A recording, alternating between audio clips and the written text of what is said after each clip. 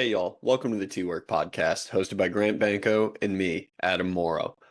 From entrepreneurs and athletes to the rat racers of corporate America and those who refuse to be put in a box, we want to share their stories and understand how they ended up where they are.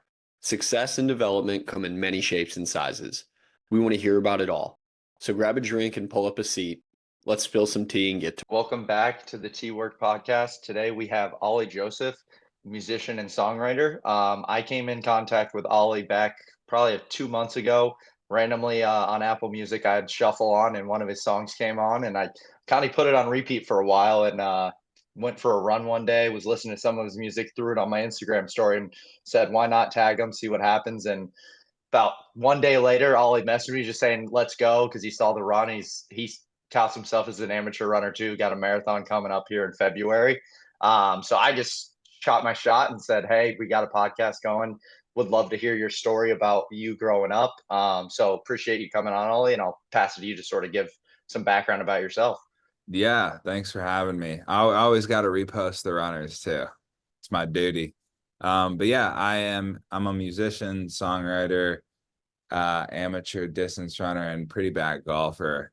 Um, I was born and raised in Japan, grew up in Michigan and Florida, graduated with an ad degree, never used it, worked sales jobs and recruiting jobs for about 7 years, ended up getting fired 3 times, laid off 3 times, and now I'm doing my own thing with music full time. So I'm gonna start with a fun question because I know you're over in Nashville and Tennessee area. I was up there for a couple years. You said somewhat bad golfer. What's your favorite course to play over there? dude, my favorite course is Harpeth, Harpeth Hills. It's Okay. I also really like Two Rivers.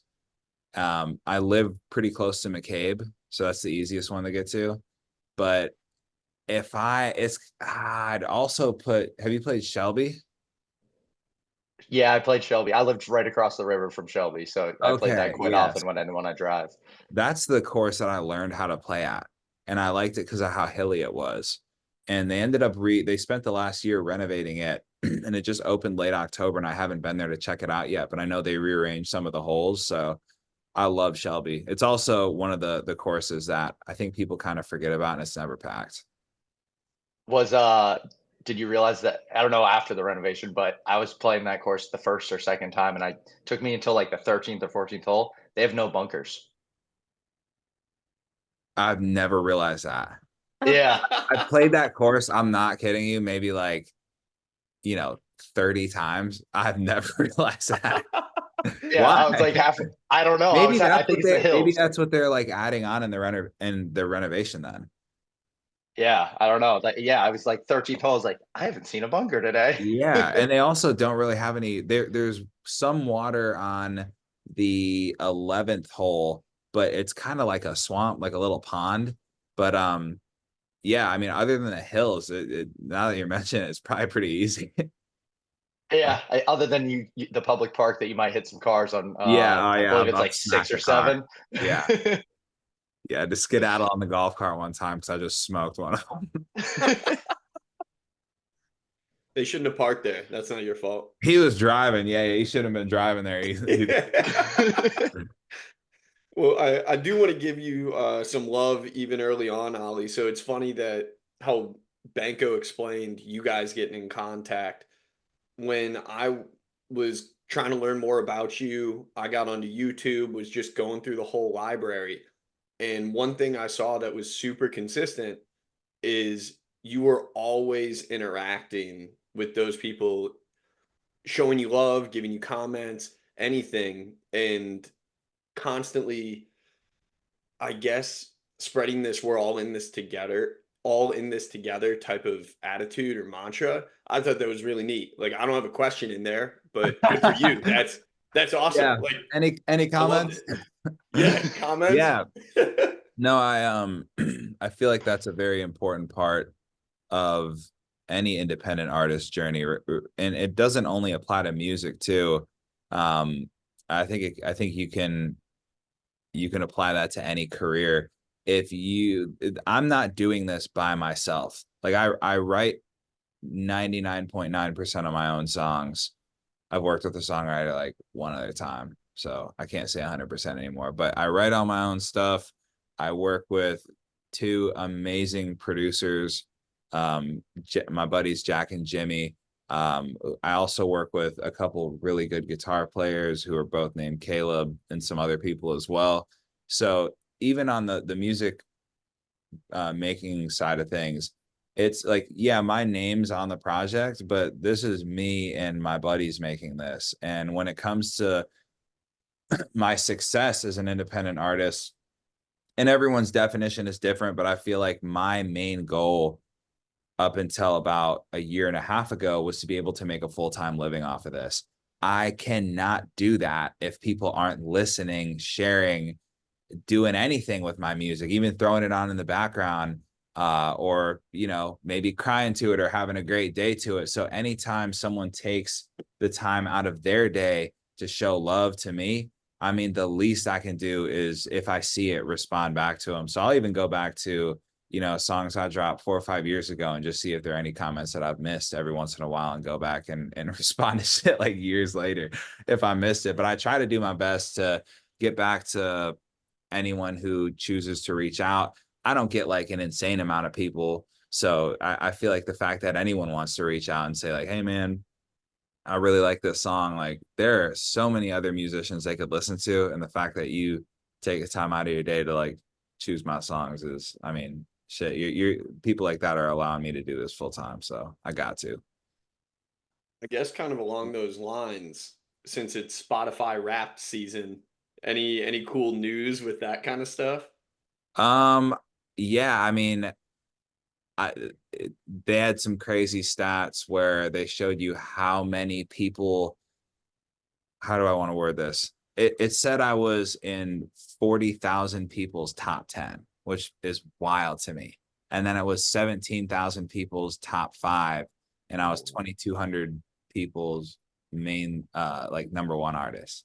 And that, like, that is, I don't even have any words for it, to be honest. It's sometimes I forget. I don't even know if this is gonna make sense, but sometimes I forget that it's me doing this. I kind of look at it as like when I put a song out, it's out there, and I'm not that I'm detached from it, but I'm so on to the next one that it like putting I release bi-weekly at the moment. I have been for like a year and some change now. So to me, I don't want to say it's clockwork in the sense where I'm like going through the motions releasing a song. I love the music I make. I put it out to supply those people who want good music to listen to. I need to make sure they're a constant supplier. Like even a good drug dealer, like they always got shit. I could have used a different example, but you guys get what I'm. So I want to make sure that people who are listening to me know that I always have stuff ready to go. But because I make so much of it, it's hard for me to take the time to think like, man, there's actually people out there like really, really listening to this stuff. So it's cool, man. It was a weird couple days because I think I have a little bit of what they call imposter syndrome, because I knew I've always had that confidence where it's like, I know I'm gonna make it, but I can't tell you when. I can't tell you where either. But I know me, and I'm not going back. Like I'm gonna get to where the fuck I want to get to. But when you see these stats and it's like, damn, I'm actually like I'm making some solid progress, it's cool, but I don't want to like read into it too much, because I am the type of person that might be like, shit, maybe I could take my foot off the gas a little bit. And I never want that to creep in. So the Spotify rap stuff was awesome, but it's just another day to me. And I gotta get back to giving the people who are listening to me what they want. That's why I like releasing so much music, man. Is when the people reach out and they're like, yo, this song was dope, but this song goes crazy. I'm like, damn, hell yeah, let's get it. I got another one dropping in 2 weeks, so you might like that one too. So yeah, it's cool.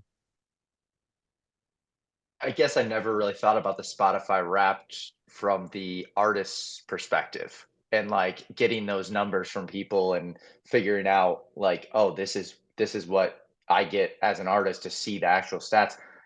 I don't know when Spotify Wrapped started. I'm trying to think of like the first time it I started to think blow it up. started in 2017 or 18. I think it was Okay, so 18. so that was pretty close to when you started putting out music, right? Yes, I released my first song.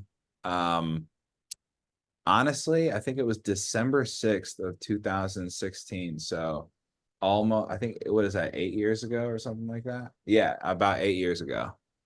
Okay, because I was curious if there isn't a lot of time there between when Spotify Wrapped didn't exist, but was there any other way to get those kind of stats as like an artist, like talking to other artists, like how did they know how much was like which songs were doing well other than obviously purchases or something? Was there anything else out there that was really Yeah, giving you so feedback? Spotify for artists and Apple Music for artists. I don't actually know what the Apple one is called, to be honest. But they've always had platforms. There's an app that you can go on and see your daily streams. Now, each platform, each digital streaming platform provides different stats. There's like the general stats they provide, daily streams. They'll show you a live listenership, which is cool to look at, like how many people are listening right now. And that's fun to look at on the holidays because streaming on obviously at Christmas Day, like people are with their families. But if you pop on Christmas Day and you see like a couple hundred people still bumping your shit, like let's go, turning up, having a white Christmas to my music. It's just weird to think about. But yeah, they provide Spotify does a really good job at providing a plethora of information, and they always have, and they'll add new stats. You know, on the NBA or like the NFL now, they'll be like, "This was the first player under 5'7" in January 6 who did a backflip and caught." And you're like, "Bro, who gives a fuck?" Like they don't provide that kind of information. It's all really useful information that you can use to. I don't really know what I use it for. It's kind of just fun to look at, to be honest. Like you can kind of gauge, I guess, like I'm making kind of different music than other people that are out right now. So I can't really be like, okay, they like this song, they didn't like this song, so maybe I'm gonna do that. Like I already know what I'm making. I have like a clear cut and dry direction I'm going. So if anything, it's just like if you want some reassurance, it's cool to look at. But I used to check that thing like every day. I stopped doing that. They used to have a tool that I understand why they got rid of it, but you could type in other artists and compare yourself to up to two other people. So it was good in the sense of, okay, if I have a dip in streams, is this across the board? Okay, it is cool. Like on this, it's random, man. Like on this one day, people just didn't listen to music as much. Like that happens. But then you look at it and maybe someone has a moment and their shit takes off and yours doesn't. You're like, damn, what am I doing wrong? Well, you're not doing anything wrong. It's just like they had their moment. Let them have their moment. Like yours will probably come, at some point at a different time. So I kind of miss that tool though. Just like checking to see what other people got going on. I like pocket watching. That's your business brain. It's like what Banko does for a living, just looking at the stock market every single day. Gotta be watching them charts, man. You have to be. Eyes Yeah, on it the gets charts. out of curiosity, who were the most common artists that you try to compare yourself to when you're I when can't that say was Fair, available? fair. No, Keep I'll that say it. close. I got to be completely honest. There's an artist named V Wills who we were under the same management at a certain point, and so he was a good benchmark because we were um, pretty neck and neck when it came to listenership. But we made completely different music. At the time, I was still making a lot of hip hop music and kind of dabbling in like what I call mountain pop realm. And he was making more kind of like kind of dark pop, I'd call it. I might be butchering that, but his music's dope. I mean, to this day, he's like an incredible talent. Um, but he would be someone who was in and around my level and under the same management to where I'd be like, okay, if we're being guided by the same people, what is it? What moves is this guy making that I'm not making? And I think, and I mean, I'd also like I'd throw Russ in there, and it was funny because like it'd be your line and then someone else's line maybe a little bit above or a little bit below. But I put Russ in and my shit went to the bottom and his was all the way up here because the difference was so big. So that was kind of funny. But yeah, him and a couple other people in and around our level. And I wasn't doing it in the sense of like, oh, I'm trying to compare myself to him. It was more so off of trends in the market, like who's listening to what when. Like if he had a good day, why didn't I have, like, what could, maybe they weren't listening to as much hip hop on that day or something like that. I don't know. Maybe that's an excuse. Maybe I was comparing myself. Who knows? I've There's actually a never heard oh, dark pop. Sorry, nah. I've never heard that as a genre. I kind of I just am made it real. up. I didn't know Yeah, what to no, call it. I didn't know. Like you were saying it, I've listened to a couple of his songs, and I was like, pop country, kind of, but Yeah, not really. his old stuff. His old Yeah. stuff is a little bit more kind of on. He has some super cool songs in his back catalog. One of them's called Colorado Girl, and I had that on repeat for a minute. But it's kind of like emo pop trap. I don't really know how to describe it, but like it's some cool sounding stuff. So what I was going to go off on a little bit different path. So Banko, I'm glad you spoke over me there. It was needed because I want to call back on something specifically that Ollie said that Banko, that I resonate with heavily. He said, like, the Spotify rap stuff, yeah, it was awesome, but it was just another day. And you know what that kind of phrasing means to me, obviously, Banko. So, Ollie, backstory at the wedding not too long ago, my wedding, Banko here was my officiant. And Oh, in my, nice. yeah, yeah, in my vows, I talked about how my wife always gets mad at me because I always say, "Oh, it's just another day." Like whenever like anything good happens, like no, I'd like try to stay super even keeled. Yeah. But I explained it was like, yeah, this is our wedding day, but if I can view this as just another day with the same value, like take this energy into every single day of our lives, like it's going to be awesome. Yeah. So I'd love to hear your perspective on calling this like unbelievable accomplishment just another day. Yeah, I could even use like a wedding as an example when people are like, "Oh, we were watching Love Island last night." Probably not the best example, but big Love Island guy. And some girl was like, "Yeah, I already planned out my wedding. I planned out the flowers, the this, the that. The only thing I'm missing is the groom." I'm like, "Okay, so you're gassing yourself up to be super excited about this one day that's gonna come and go. So if your wedding is the best day of your life, you're basically eliminating the rest of your life to have a potential to beat that day. I don't give a I mean, yeah, it's cool, but like maybe that's a problem to always be looking. I'm not always looking for the next thing, but it's like I have high hopes that I think I'm gonna have a better day than that. And I don't think that's a douchey thing to say either. Like maybe like the birth of your kid is even cooler than that, and then maybe your kid's doing something cooler is even better than that. So I don't like when people, or not, I don't like it, I don't really subscribe to making a big deal over something that comes and goes, because you're gonna get your hopes let down after that. You're building something up. Like even if I was like, oh, I can't fucking wait for Spotify Rap to come out, it comes out and it's not what I thought it would be. So what am I, just in a bad mood for like the next month? Or it's like, man, no, I don't even want to make music because no one was streaming my shit. I know people like that. It's cool, but it's just like, I think saying it's just another day is what you were alluding to, where it's like it's not a bad thing. Like I'm I'm ecstatic every day. Like every day I get to do this is I try and make a moment out of it. But to me, it's just another day. I'm not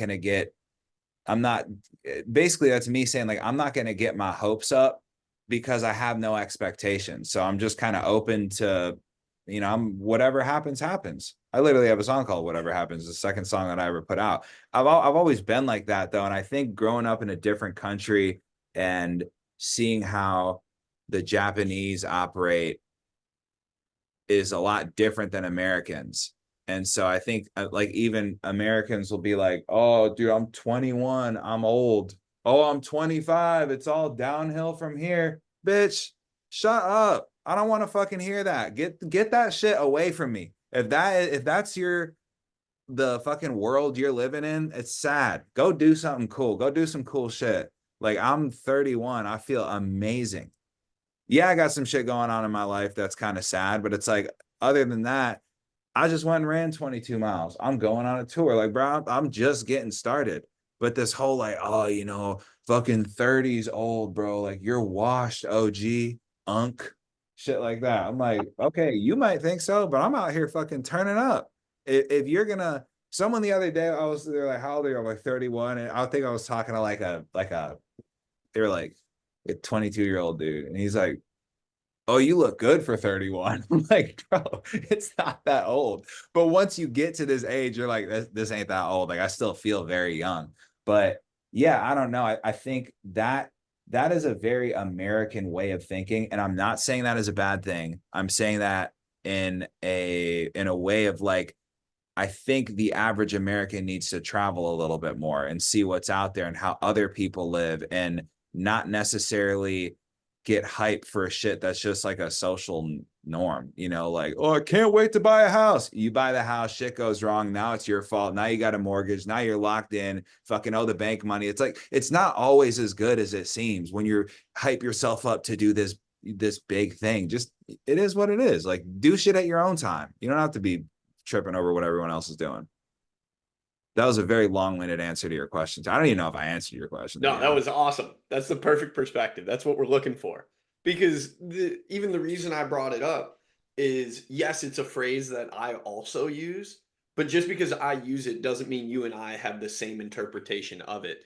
And Yeah. I love the way that you attacked it, honestly. I think that's very cool. Just yeah, if you put all your eggs in this one basket and it doesn't turn out to what you want it to be, yeah, everything's downhill or you're Yeah. just going to be in the dumps, and that's not a great way to live. I Of course, since we're talking to a musician now, like my brain just goes to like what are cliche things musicians have said. But I specifically remember bumping Jay-Z when I was in like ninth grade and hearing him say, may the best of your todays be the worst of your tomorrows. I'm like, dang, yeah, that resonates. And 15-year-old me wearing my little like earphones waiting for basketball practice to start thought I was hard. Come on, man. I'm about to go But out there and drop 12 on them. yeah. But like that's honestly like kind of what this sounds like to me of like if you can shift the celebration of one day into no, there's going to be better, or I can always find this joy or incredible happiness in every single day of my existence. That is a much better way to put it than what I said. I think sometimes like I can come off as maybe a little bit, I'd like to think it's more of a realist than a pessimist because people do get their hopes up for shit and then end up getting let down. I'm like, see, I told you. But I always try to stay as balanced as I can on the good mood side of things. I have my days too, but like, yeah, I definitely agree with what you're saying. Along those lines, a lot of things popped in my head that I could go with, but I'm going to go with this question. Of been releasing music for 8 years. What was the first song that kind of blew up, and kind of what was that experience like? I've never had a song blow up. If what's your definition of blowing up? Well, Well, I don't that's know. that I eyes saw of the beholder. Espresso. Espresso's got like 200,000 views on YouTube or something like that. Oh, does it? I I don't, think I don't even. Yeah, I mean, I think to me, blowing up is like you drop something and it's got like a million streams in like, a couple days or something like that. Everything I've done has been a slow burn. Um, I've never really had that experience yet of having something really take off. I've had, and that it can, it's kind of polarizing because I'm very much a believer in that you know, everything will happen when it's supposed to. I can't, there's a lot of shit that's out of my control that I can't tweak out over because there's literally nothing I can do. I can drop a song, but I can't force people to listen to it. What am I going to do? Buy bots and look stupid? I'm not going to do that. So all I can do is put out songs that I think are good and hope other people will listen to them. And to me, when something keeps on getting more plays over time, I'll take that over blowing up and then it kind of trickling down. And so that's what songs like Espresso, Elephants, Letterman Jocks, my more hip hop songs, those have done really well because I've utilized a platform called Artlist, which is uh it's a basically a sync platform where, let's say you guys have, I don't know, like a gaming YouTube channel and you guys want to throw like a kind of a harder hip hop song in a montage, but you can't use a Drake song. Obviously, you're going to get copyright. So you can go to Artlist and they have a vetting process. There's only like a couple people over that work there. It's a big ass company based out of Israel. And so my guy is one of 6 A&Rs over there that they have. um, First you got to submit X amount of songs to the approval team. Once they listen to it, like I'll send songs over there. Maybe I think last time I sent 6 and they approved 3 of them. And so those 3 will then, which that was like a month ago, I still haven't uploaded them. I'm just reminded me I got to do that. Those songs then get uploaded to where creators can use those songs royalty free in their video if they have an Artlist subscription. I think it's like $10 a month. I get paid out per download, I think, but I don't really, I mean, the payment's cool. The exposure is priceless. That song has, I mean, that platform has worked wonders for songs like Elephants, Espresso. Someone tagged me and I think someone commented on Espresso. They're like, yo, I found this on someone's MMA channel. I'm like, cool. I mean, I don't get notified when people use it. So I just hear from other people and they're like, hey, I saw this in this video. I'm here from so and so. Like there's this massive Indian channel. It's like a little Indian cartoon series, and they use elephants, and that got millions of views in the intro. And so that I saw a tick going up. But yeah, it's definitely been like a slower burn for me. And that's why I like to release a lot of music to increase the chance of maybe one of them catching. But if one does, you'll know. Well, I guess along those lines, has your definition of blowing up, you said like a million over a couple days. If I asked you this same question 5 years ago when you were 3 years in, would your blowing up definition be different back then? And is it all perspective in a moving timeline? Yeah, I think it is. I think, I mean, my perspective could very well change if it happens to me. And I'm like, okay, blowing up isn't a million streams. Maybe it's 5 million streams or something like that. So it could be in different ways too. I mean, maybe I have a TikTok going viral and it converts somewhat to the song, but that TikTok is going crazy. People, Gen Zers would be like, bro, you're blowing up. I saw you on TikTok, but I'm not a content creator. I mean, I kind of am at this point, but it's like, I'm a musician. I want people to listen to me. I don't necessarily care what people are watching, but you kind of got to play the game at this point. But yeah, I think it's kind of a forever changing thing. And that's mainly based off of what others view of it, like view it as. I mean, to me, if you ask me personally, like I've blown up off of a lifestyle on the lifestyle side of things. Like not even 4 years ago, I was broke as fuck, could barely afford to get approved by an apartment. Me and my buddy Drew, who I have a ton of songs with, were like scraping pennies to like try to afford a place. And now, like I'm doing all right. So I've blown up in my own life, yeah. But I mean, if you ask, there's like a majority of the people out there don't know who the fuck I am. So I would say I have not blown up to their definition of it. I want to stay on this path to a certain extent. So we're going to shift a little bit. I know being a world traveler or taking in experiences is a super important thing to you. I think I saw on one of your bios on some platform that you've been to like 20 something countries or something like that. Yep, something like Yeah. that. Yeah. So I think it's kind of this cool like I don't want to say opposing views, but back and forth or ping pong, where you say how you couldn't necessarily afford to sign an apartment lease, but you are rich in experiences or these different Yeah. things that you've gotten to take on in life. So, if you don't mind kind of giving your perspective on what brings you joy or happiness. I know this is back to that question I asked earlier to a certain extent, but you've obviously seen so much more of the world than the average person has. Yeah, I think there's the cool Bob Marley interview where this guy asked him, he's like, "Are you a rich man?" And he's just sitting there smoking a joint. He's like, "What does rich mean to you?"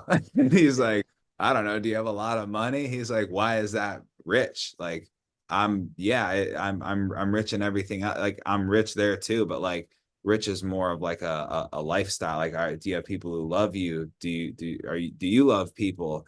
So I would say, like, what brings me happiness is spending time with my family, hanging out with my girlfriend, spending time with the broskies for sure, hanging out with my guys, making music and traveling. And my three favorite things to do are kick it with the people I love, make music, and travel. How can I knock three birds out with one stone? Music. Music will allow me to travel and hopefully bring the people that I love with me. And I get to do all three of those. And so I literally thought about that when I started making music. I was like, oh, if I could actually make this work, I could do all three things I love, hopefully for a pretty long time. So yeah, I also love running. Running levels me out a lot. Like if I didn't some like move my body in some capacity, like I can sometimes get in a mood where I'm not necessarily the most fun to be around. I'm well aware of that, but I just have to be able to do something. Otherwise I'll go a little crazy. And so that's why I like going out on long runs and coming back kind of tired. So it's like when you're if you have a dog and they're just like, "Ah," you're like, bro, just fucking go outside and run around for a little bit and come back when you're tired. Sometimes I'm pretty comparable to a dog like that. I think my wife would say the same thing about me, honestly. Yeah. Good She's trait to have. It's If like the Snickers are you're not you when you're hungry. Oh my gosh. I used to love those commercials too. Yeah. Yeah, that's Adam, you don't lose energy though. yeah, yeah, but it's more it's exactly what Ollie said though of like if I haven't moved enough, it's just like go do something, Yeah. come back when you've expanded or you've used up just a little bit of physical energy. Yeah. No, I feel that 100%. I kind of want to take a back step here and give the listeners background. We have it because we talked before we started recording, but I mean, so you've traveled to 20 countries. I'm guessing that's more through your childhood with your dad being in the military. That's why you were born in Japan. So sort of want to go down that rabbit hole of talking through sort of growing up and like that experience along the way. Yeah, so I was born and raised in Japan. I was born about 40 miles south of Tokyo and then lived there for a couple of years, moved to Chicago for a couple of years, moved back to that same place in Japan for a couple of years, moved to Michigan, moved to Okinawa, Japan for 3 years, which is an island between Japan and China where a majority of World War II was fought, America against Japan. Then moved to Florida, did high school there, went to college and graduated from Michigan State, then moved to Los Angeles and now Tennessee. And in between there, I've been to, I'll just touch on the European side. I've been to England. My dad's from England. Been to England, Wales, Ireland, Italy, Greece. I don't know if that's it. France and the Czech Republic, Iceland, and I'm not gonna lie, one of the coolest places I went was Alaska. I know it's not another country, obviously. I'm not that It dumb, but might as well be. Alaska was going to this sick country, Alaska. Canada was dope too. We went to Vancouver before we went to Alaska. My girlfriend's family was nice enough for them to include me on their on a family trip last year. And I've always had this infatuation with Alaska. I'm coming out with an apparel brand called Last Frontier, and it's based off of my mindset of just get out there and just try shit. That's kind of against the grain. And I think it's a badass thing to do in like the late 1800s, to be like a finance guy from New York and someone's like, yo, they're striking gold out here, and have no wilderness experience and be like, fuck this job, I'm going out there and making it rich, not knowing what a fucking bear looks like, how to, ride a donkey up a mountain or anything like that. People just sent it back then. And I relate a lot to that. And so that's what I think people should do with travel, though. I've come across so many people who are like, man, I really want to go to Greece. I've been to Greece. Greece is another place I went to. Um, I didn't mean to segue into be like, man, I really want to be like, oh, I actually went there. But I'll use a different country, for example. If people are like, I want to go to Barcelona, book a ticket. What are you doing? Like, got big ass planes that'll take you there. It's not that much money. It's like, what? Oh, the tickets are like 1,000 something. Save up. Stop going out. You could afford that same ticket if you didn't do the dumb shit you did for like 3 months, and then boom, you're in Barcelona. So I feel like people have these big dreams here, but they don't act on anything. And that's what I try to get out through my music is like, I have a song called Trailblazer that I put out not too long ago. I have a song called Get Out There. My last song, So Far So Good, getting across this kind of, you can do it too. If I can do it, you can do it. Like, just get out there and just start. Starting is the hardest part. And once you do it and just stay consistent, like, you got the whole world in front of you. But we live in this world, especially in America, where it's like we're cool with other people telling us how to live. Bro, when I got laid off I worked at Robinhood, the stock company. When I got laid off and I was like, man, I think I'm going on a trip. Damn, I don't have to ask anyone for PTO. What? Damn, I used to have to ask someone to go enjoy my life. What the fuck? Nah, hell no. I'm never going back to that shit. Like, if I want to go golf midday, I'll go golf. If I want to go run 22 miles, I'll go do that. I know it's not as easy as being like, oh, just quit your job and be your own boss. But I started something, never stop. That's all I did. You can listen back to my old songs on SoundCloud. They were fucking trash. So I did not start with this musical talent where I was just already at the point where people were liking my stuff. I'm still not the best singer, not the best songwriter, not the best a lot of things, but people like me because I'm me. And so people will like you because you're you. Just find your shit and you can be out of the rat race too within like shit. I made it a full-time thing within 7 years. Like in most musicians, it takes 10 years to even make way in anything. Most people never even see a fucking dime off their shit. Like, I realize how lucky I am, but I also put in a lot of fucking hard work to get here. And a lot of people just don't want to do the work inside of it. It's like, oh, I want this, I want that. I'm gonna manifest it. The fuck is manifestation without action? I want $1 million to show up at my fucking front door, and it won't happen. But if I go and work for it, I could probably make it happen. So I don't know, man. I think when it comes to the traveling side of things, there is no, you can read as many books as you want, you can study physics, but you can not get like the level of just people skills and I'll say IQ points that you'll go up and seeing the way other people live and just having conversations with random people in other countries. I think that's what more people need to do is get the fuck out of their little bubble. What the fuck are you doing living in Omaha your whole life? Get the fuck out of Nebraska. At least go to Canada. Shit, it's right there. You could drive there. Well, I don't have a passport. Go fucking to Staples and apply for one. It's not that hard, but people like to bog themselves down with these dumbass excuses. And I know it doesn't make sense to me because I grew up overseas. I'm like, it's not that fucking hard. Then people do it. Oh, it wasn't that hard to book that ticket, get my passport, do this, do that. Like, again, see, told you so. Take the first step. Yeah, that's all you got to do. Yeah.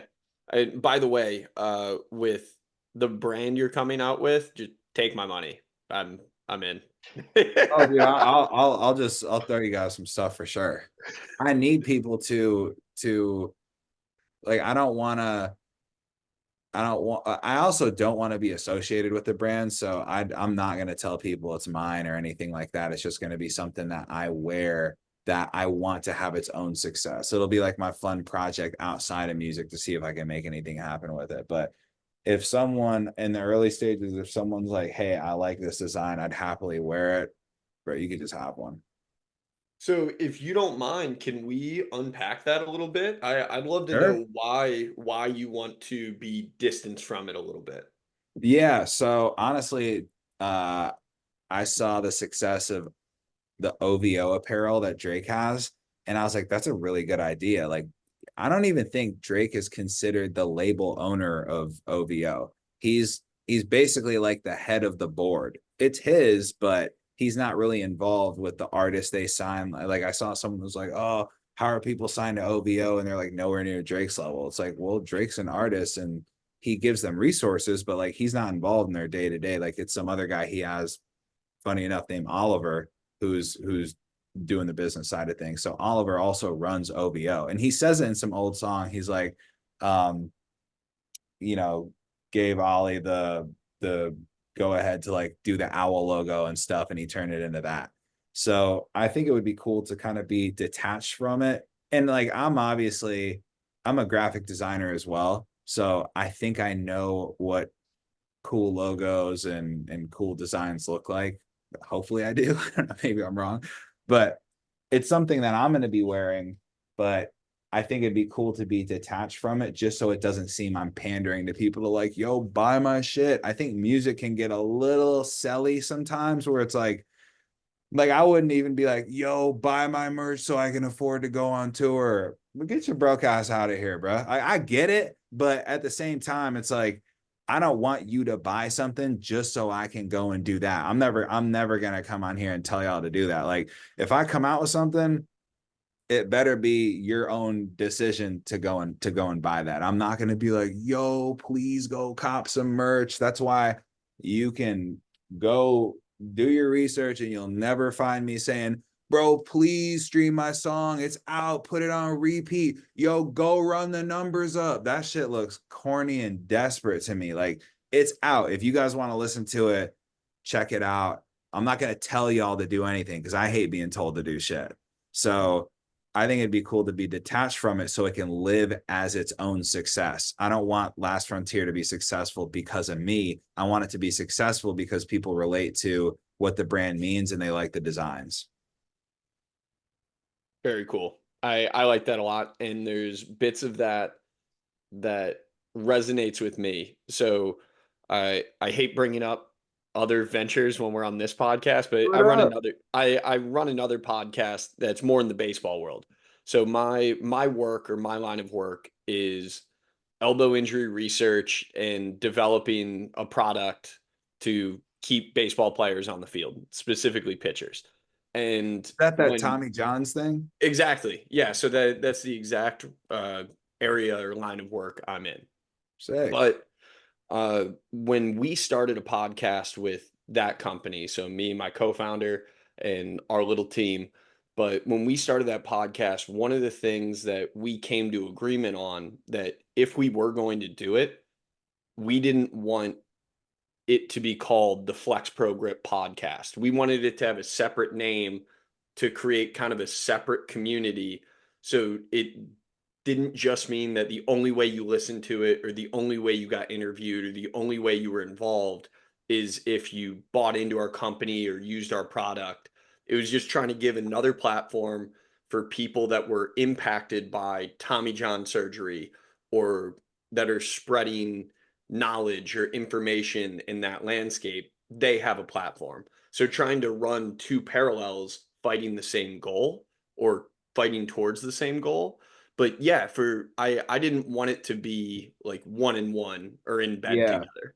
Yeah. And also too, there's like, what if you don't like my music, but you like the designs, but you associate my music with those designs? You're like, I don't really like that guy.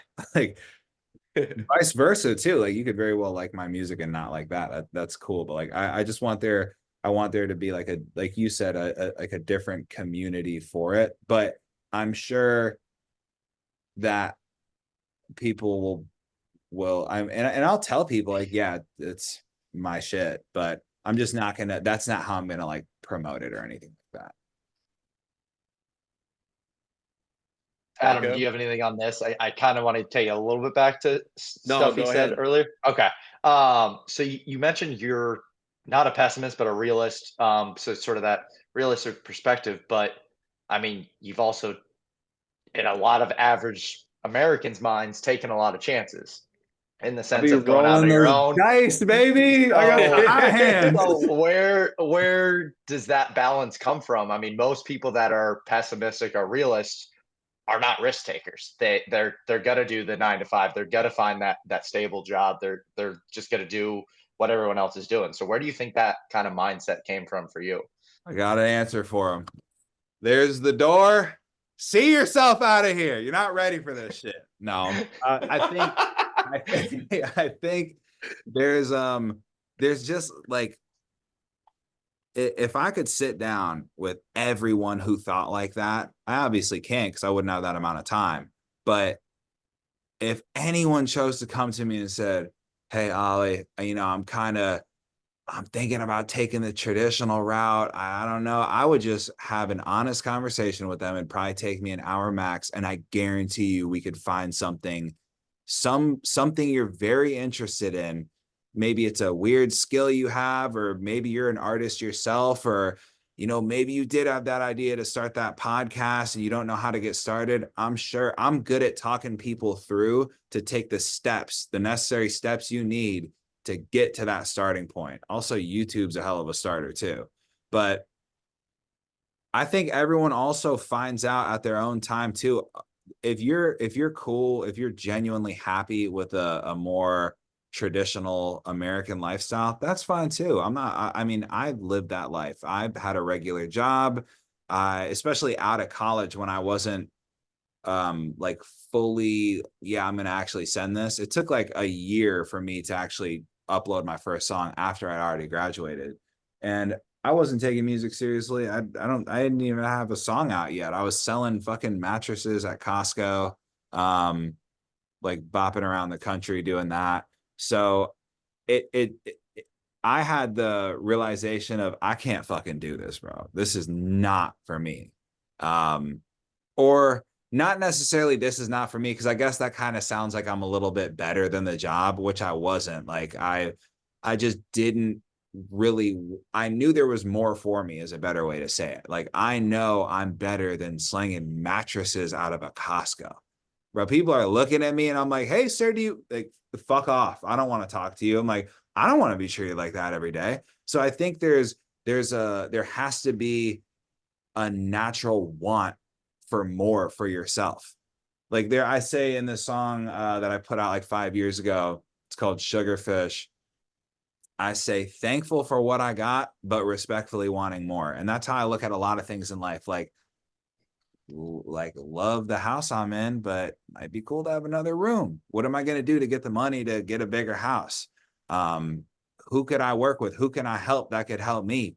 So I think I don't think people can even think that big. And I don't know what the solution is to that. I know it starts with self-belief, and a lot of people don't fucking believe in themselves. Or if you ask a lot like people what they think, I'm just like I'm not that good at that. I'm like, who says who? Says you? So I forgot who said this, but they basically said the way you talk to other people, you should talk to yourself. Like you would never talk to your family member like, "Oh, you fucking suck," blah blah blah. And I'm guilty of this still. Like even when I was running on one of the downhills today, and it was at mile like 20, bro. My knees were like jelly, and I'm like, "Stop being a fucking bitch and get back in there." And I'm like, "Okay, I can give myself a little break. I'm out here at least. So I think people got to be a little bit easier on themselves and give themselves a chance. That's why I roll those dice. You never know what you're gonna get. When you see that toothless woman win 300 million in the lottery, and you're like, "What the fuck?" How the fuck did she get that? Because she fucking plays the lottery. She's been playing for 40 years. She's invested thousands of dollars and she's taken her shot. And you haven't done shit. So again, the door's over there. Get the fuck out of here if you're not going to be part of the conversation. But if you want to be, there's hella people out there that will help you. Like, you got friends that'll help you. Go find a mentor. I still to this day do not have a music mentor. This is all shit that I'm just winging. But if I can make it work, bro, anyone can. I'm not the sharpest tool in the shed. I'm kind of sharp, but I'm not the sharpest. And so if I can do this, anyone can. And that's the message I want to get across to people is like, dude, just give yourself a shot. Stop talking down on yourself. Stop saying you can't do this or I'm not good at anything. Go try shit.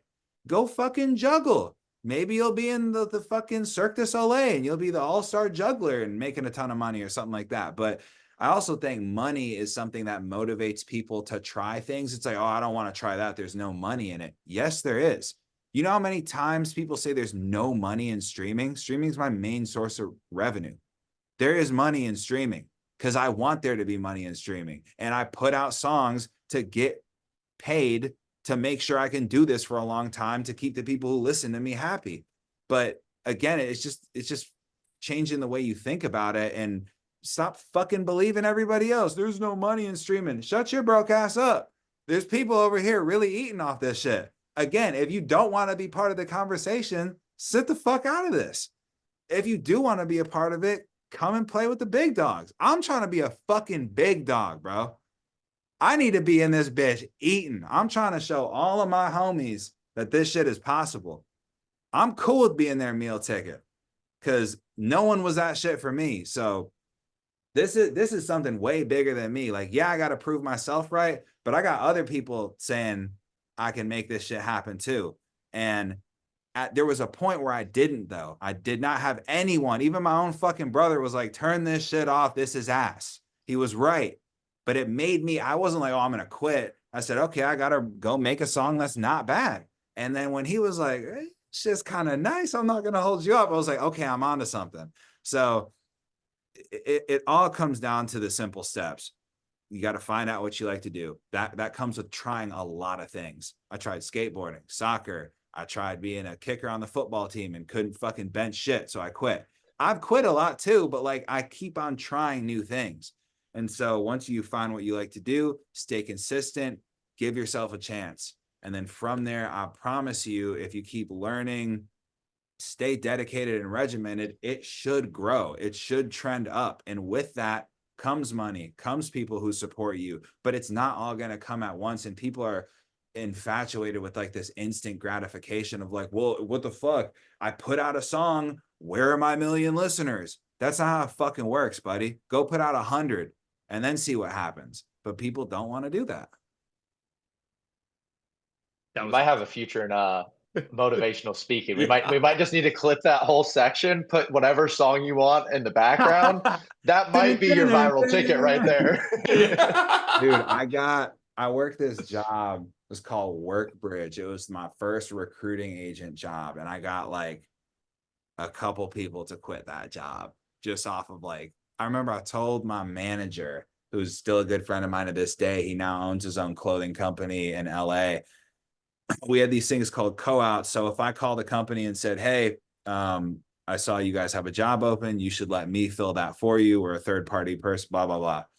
So we'd have to go to that company to then see what the work environment was like, to then when we bring them candidates and are talking to them, I was like, yeah, I went there. It's dope. They do this, you know, they got snacks and shit. So we would go on the co-outs and stuff. And the first co-out I was on, he was like, don't tell anybody, but like, I kind of got to get my car washed and I don't feel like going back to the office. Are you cool with that? I was like, bro, you're talking to the coolest. Let's go. So we were in the car wash and I was talking to him and I was like, and this was in 2018. I think this was like January. Like December of 2018 or something. So like years ago.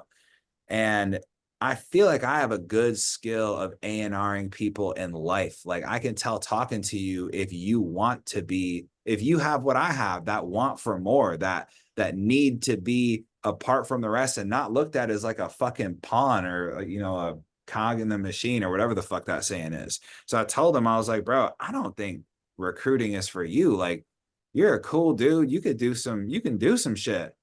And he said that conversation never left him.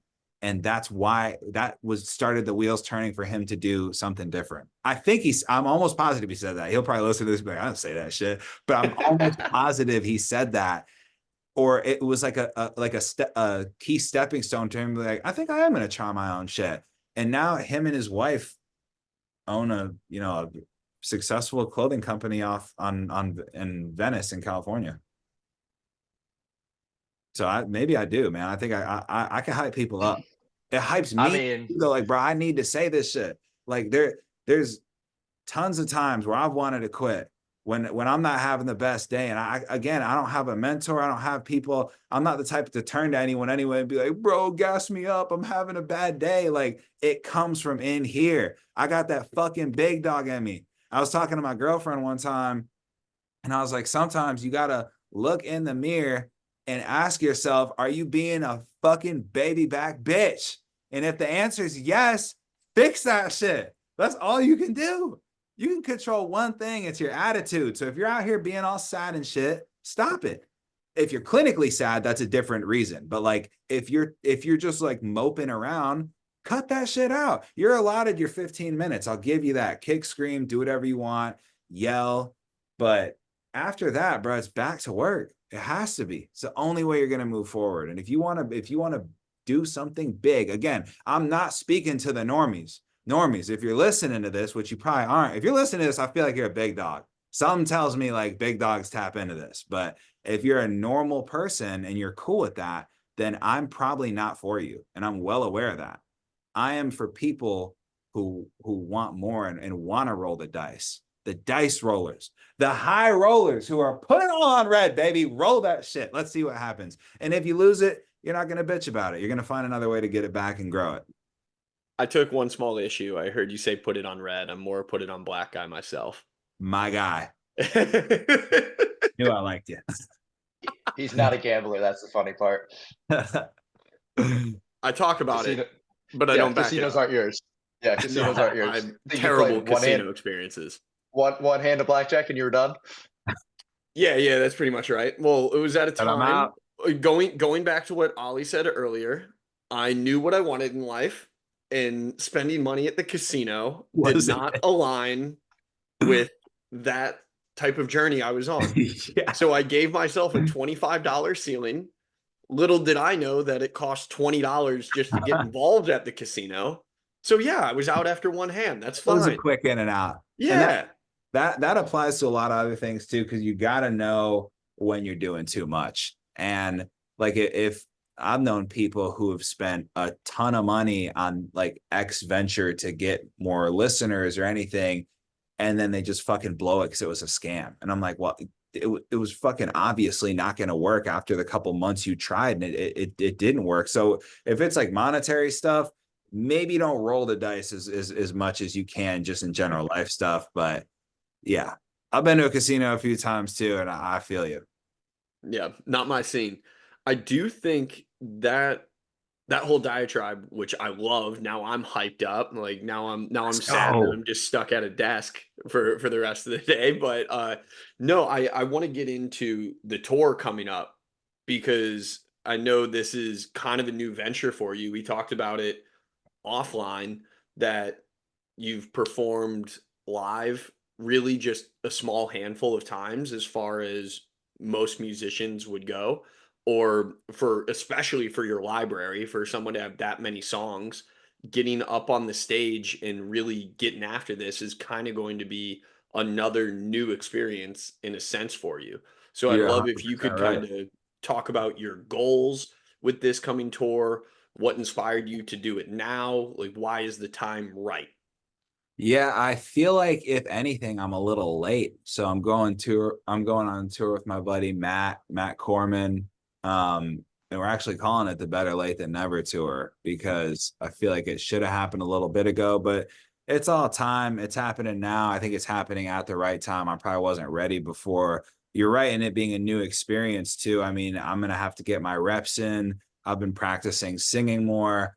It's just gonna be a every part of the experience is going to be something that's pretty foreign to me, because I also haven't performed in over a year at this point, over a year and some change. But yeah, why now? I feel like it's the right time. And why the certain places we're going, that's kind of like routing. It's just like, that's, more so at my level in the hands of someone else. Like my booking agent is the one who kind of looks at things like, okay, we're going to go here, here, and here. And this is all at the level I'm at. This is all to kind of test the waters, see if I even have a hard ticket audience, who's coming to the shows. It's great for content to then be able to try and get on someone bigger's tour as an opener.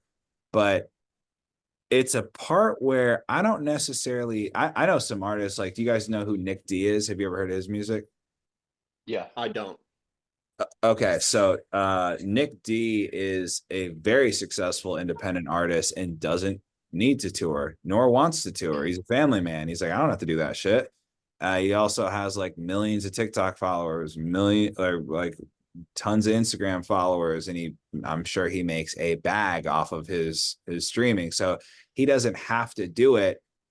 I think I watched an interview with him, and he was basically like, why go out and perform for 500-600 people, which he could probably do. Like, actually, I'm very bad at gauging like cap rooms and how, let's say he performs for like 1,000 cap room and sells it out.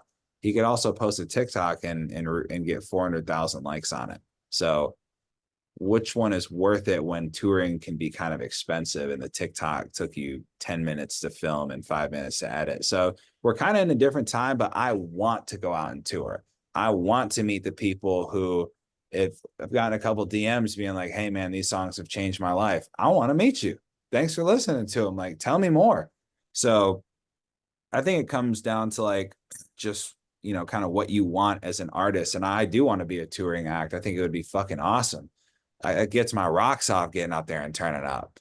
And I know I told y'all before, like I do have a pretty high level of stage fright before I actually go on stage. But like by the end of it, I mean, I feel alive, man. I like doing things that make me feel like I'm bungee jumping without actually having to go bungee jump. Cause I don't know if I maybe someday, but like that seems a little sketchy. But like if I can get close to that, which performing, it just like, it just, it's a good way to get my energy out. And man, when you perform, which it hasn't happened a lot, but like when I hear people singing a song back to me, that is different, man. That is crazy. I'm trying to see more of that.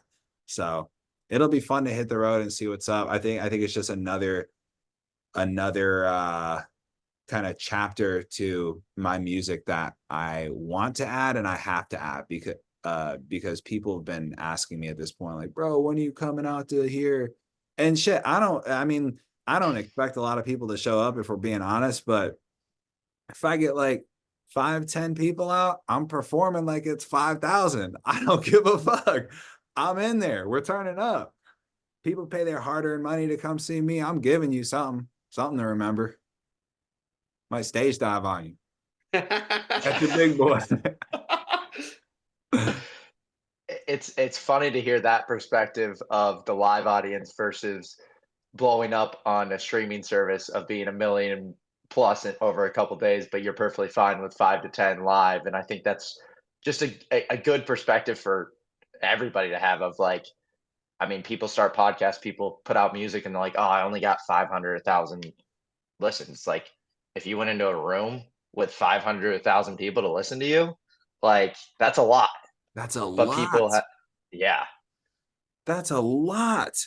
Like I was talking to one of my buddies, and he was talking about monthly listeners or something, and he's kind of in and around. He's like below 10,000, but I'm like, dude, that's still like 5,000, 6,000 people who are listening to you a month.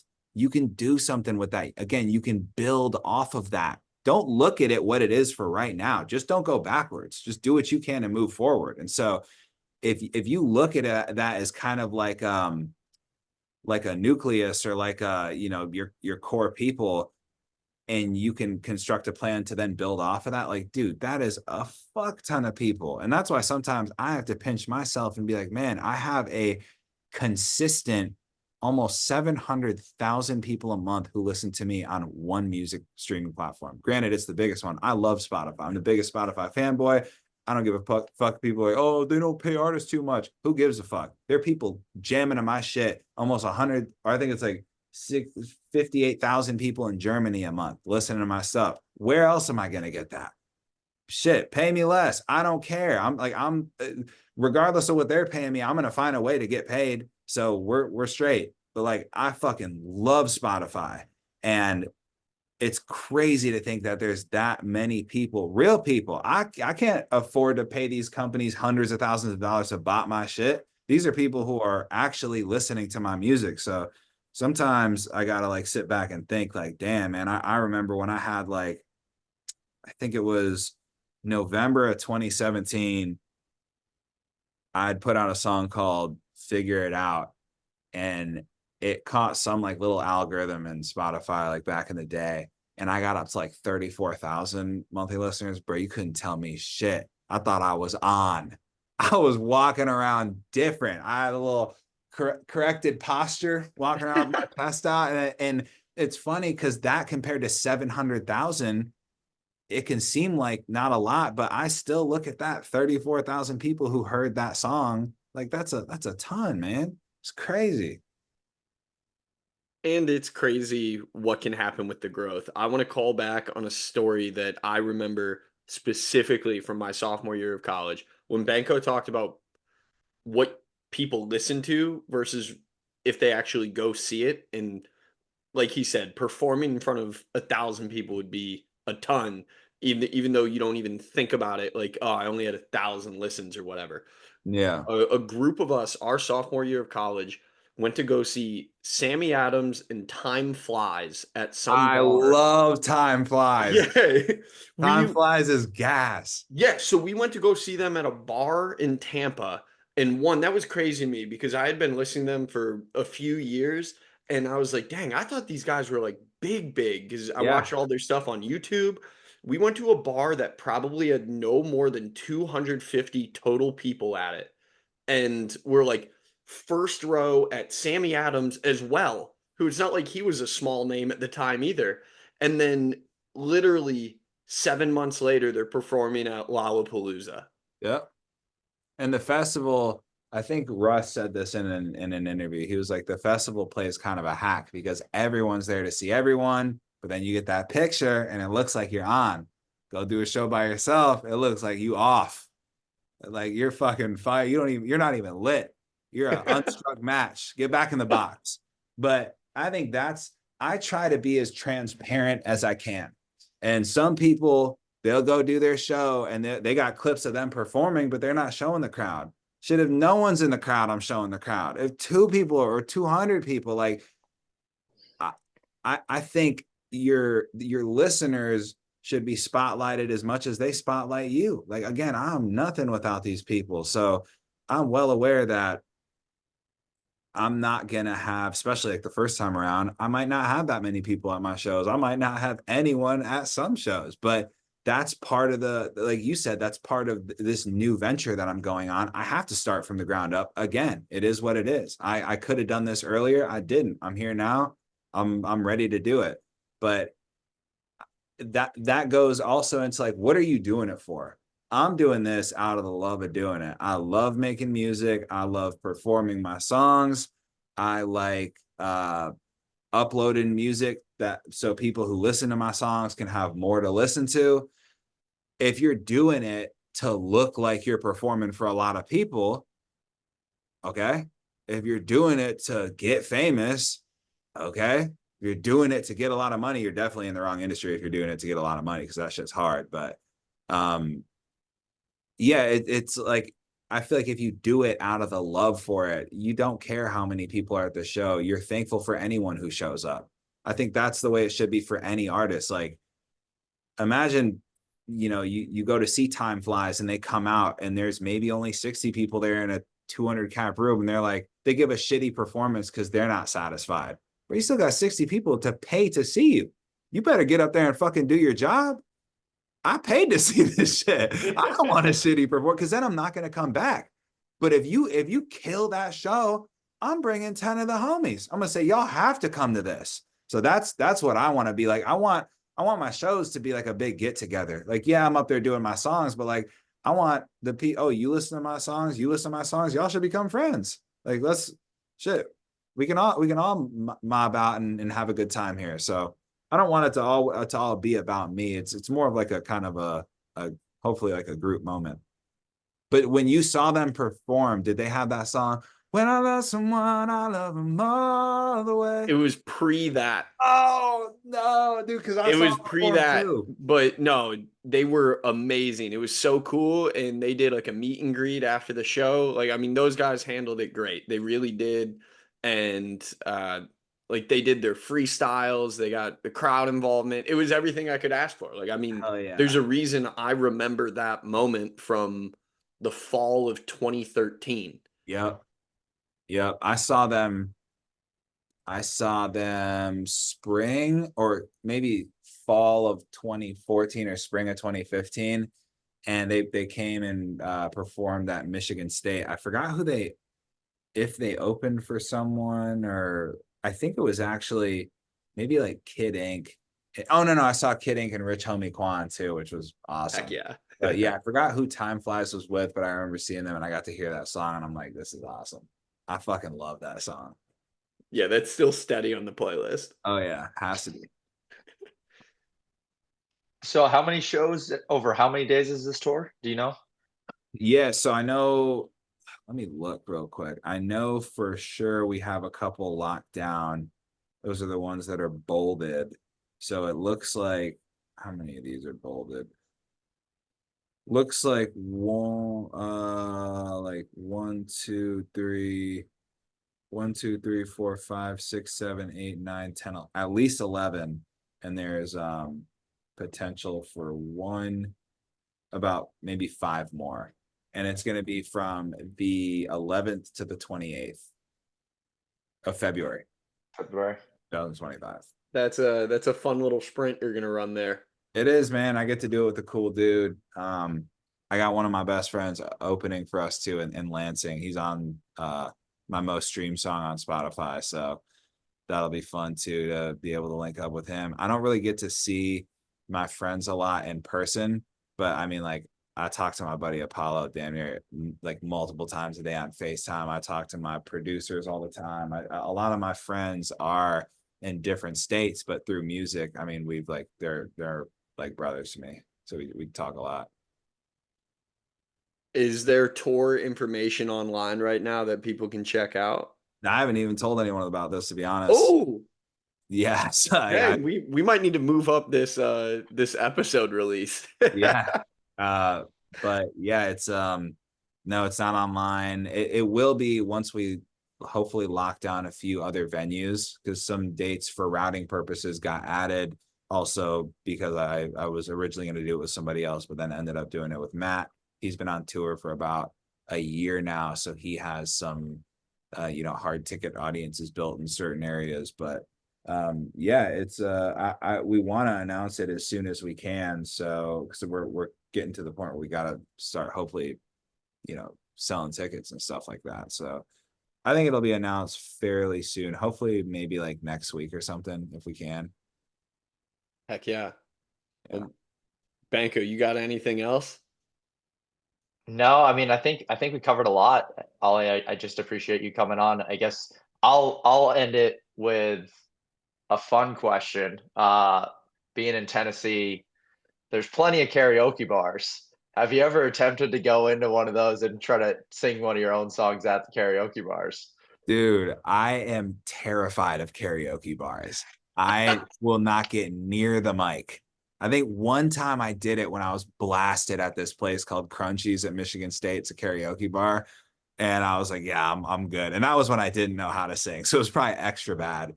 But I've been to there's one in Printer's Alley. I forgot what it's called. But I've been to that one. That one was really fun. I know there's one called Santa's that's pretty popular. And funny enough, the day we saw Ed Sheeran, that night he went to Santa's, which is like a little shack hole in the wall, and he performed there. And I'm like, Yeah. Ed Sheeran's one of my favorite artists. I was in town when you did that, and I was pissed because I wasn't Really? there either. Yeah. Yeah, I was punching the air. But when it comes to, I'm not gonna lie, I have walked into bars and seen if I'm on the touch tunes or whatever that machine is, and I'm on some of those, so that's cool. I've never played my song though. All right, I'll buy some credits and start doing that down Let's in the go. Tampa Bay Yeah, area. funny. Well, Ollie, I guess this means I have to ask a fun question since Banko got one in there before we let this one go. So, what is on the travel bucket list? If you can either drop a couple cities, states, countries, any place you haven't been yet. Yeah, I would honestly just love to go back to Japan. I miss it. I haven't been back in a minute. And so that's probably number one at the moment. Other than that, I think I've seen a lot of cool videos of places in Switzerland where it's like crazy snow-capped mountains and like a beautiful lake, and someone's like sipping a glass of wine. I'm not even a wine guy, but I will be in that situation. Like, me up. But yeah, I think and I don't know what are those, the Nordic countries, that would be cool. Japan. I've been getting like mad love from South Korea from a song I have called Sandbar. They be rocking. Someone was like, "Bro, you're going crazy over here in South Korea." I'm like, "Okay, cool. Like, how do I get over there? Like, I need to get over there." But yeah, I would say places like that. I really want to go to Mexico too. I have a song called Mexico, and I'm cap as fuck. I've never been there. I would love to go to do one of like the classic Caucasian experiencing, like hit Cabo. Be like, yo, I'm in Mexico. At like an all inclusive. That'd be fun. But That's literally what Banko just did. dude, see, I flew back yesterday. no way. Was it fun? Yeah, it was for my buddy's wedding, so we were there Hell for a yeah. couple days. Where'd you go? So it's Cabo. It's called the place called Pueblo Bonita, Sunset Beach. So my buddy got married there this past week. His older brother got married there like 5 years ago. So he just did a repeat. Like he's like, I don't even want to think about planning it. We'll just redo it again. 5 years ago, it's So like, this'll do. yeah, exactly. So I'd say places like that. Also, I would love to make it up to French Canadian. What the fuck do they call the French part of Canada?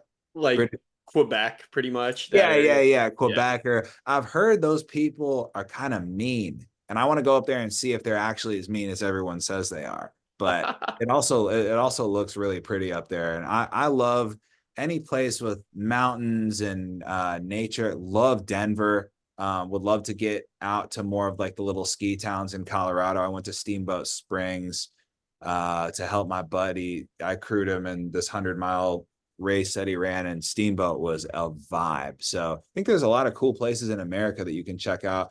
Kind of miss out about LA doing day trips, because you could go to the Salton Sea, you can go to Big Bear, you can go to San Diego. There's so many places on the West Coast that you can get to within a day. Tennessee, you can go to like Gatlinburg or like the mountains, which are just big ass hills if you've lived in the West before, but there's just not the amount of like day trips that you can take. So I kind of miss that, but that's hopefully music will take me there and allow me to see a little bit more of the country. Hell yeah. Well, is there anything else you want to plug before we get out of here? But should probably plug my social media. It's just Please at do. BYOLLIEJOSEPH at by Ollie Joseph. And yeah, if you guys want some tunes to check out, go ahead and it's there. I got over 100 and I think 125 songs out, ranging from the hip hop side of things with the older songs to my new mountain pop sound, which is a blend of like pop, rap, country, some melodic elements in there. So yeah, it's there if you want to check it out. But other than that, thank you guys for having me. Not gonna lie, I didn't really have any expectations going into this, but you guys seem like some cool dudes. So I appreciate you having me on the platform, and hopefully we get to do this again sometime. That'd be awesome, man. I really appreciate it. Yeah, thank you Yeah. guys. Thank you, and thank you for everyone listening to the show. And go check him out. Go check his music on Apple, Spotify, maybe some touch tunes at your local dive bars. Throw those on there. Buy the credits. Thank you, guys.